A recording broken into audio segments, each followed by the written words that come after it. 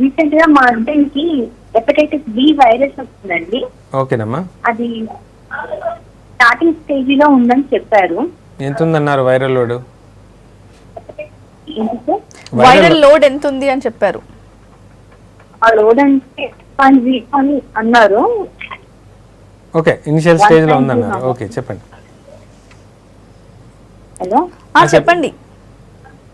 Load అంటే కొన్ని reports వచ్చేటివి లేదు సార్, ఇప్పుడు రీసెంట్ గా వచ్చింది అది. Okay okay. అంటే ఇదేమన్నా అంటున్నారా లేకపోతే దేని వల్ల వస్తుంది, ఎందుకు ఈ వైరస్ అనేది అటాక్ అవుతుంది?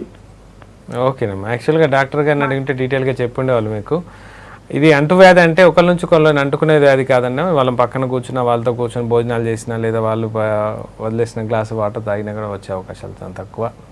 ఇది రెండు విధాలుగా అటాక్ అయ్యే అవకాశం ఉందమ్మా. ఒకటి బ్లడ్ ట్రాన్స్ఫ్యూషన్ వల్ల అవ్వచ్చు, ఇంజెక్షన్స్ కానీ లేదా బార్బర్ షాప్స్లో కానీ టాటూస్ కానీ లేకపోతే వేరే ఏ విధమైన అంటే డెంటల్ డాక్టర్ దగ్గరికి వెళ్ళినప్పుడు వాళ్ళు కరెక్ట్గా ఒకవేళ స్టెరిలైజ్ చేయనట్లయితే అలా వచ్చే అవకాశం ఉంది. రెండో విషయం, సెక్సువల్గా కూడా కలిసినప్పుడు వచ్చే అవకాశాలు ఎక్కువగా ఉన్నాయి. కాకపోతే ఏంటంటే ఇది ఎలా వచ్చింది అనేది మనం ఆ పర్సన్ బట్టి మనం తెలుసుకోగలుగుతాం.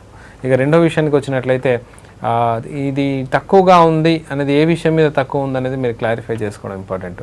వైరల్లో టెస్ట్ చేసిన తర్వాత వైరస్ తక్కువ ఉంది కాబట్టి తక్కువ ఉందన్నారా, లేదా ఇనిషియల్గా మీరు భయపడతారని మామూలుగా తక్కువ ఉందన్నారని తెలుసుకోవడం అవసరం. ఎందుకంటే వైరస్ ఎప్పుడైతే హెపటైటిస్ బికి సంబంధించిన వైరస్ 10,000 నుంచి లేదా 1,00,000 కంటే ఎక్కువ దాటుతున్నట్లయితే లివర్ డ్యామేజ్ అనేది స్పీడ్గా స్టార్ట్ అయిపోతుంది. లివర్ సిరోసిస్ కానీ లివర్ ఫెయిల్యూర్ కానీ అయిపోయి లేదా లివర్ క్యాన్సర్ వచ్చేసి పేషెంట్ చనిపోయే అవకాశాలు ఎక్కువగా ఉంటాయి.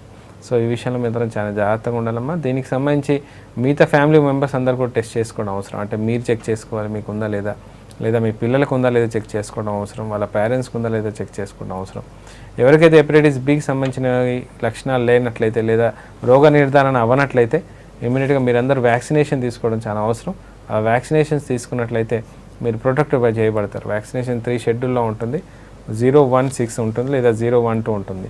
అంటే వాళ్ళు చెప్తారు మిగతా డీటెయిల్స్ అన్ని. ఆ వ్యాక్సినేషన్ తీసుకున్నట్లయితే మీకు రాకుండా ప్రొటెక్ట్ చేసుకోవచ్చు. అంతగా భయపడాల్సిన అవసరం లేదు. కాకపోతే ట్రీట్మెంట్ అవసరం ఉందా లేదా చెప్పాల్సింది ఆ వైరల్ లోడ్ మాత్రమేనమ్మా, మిగతాది ఏం కాదు.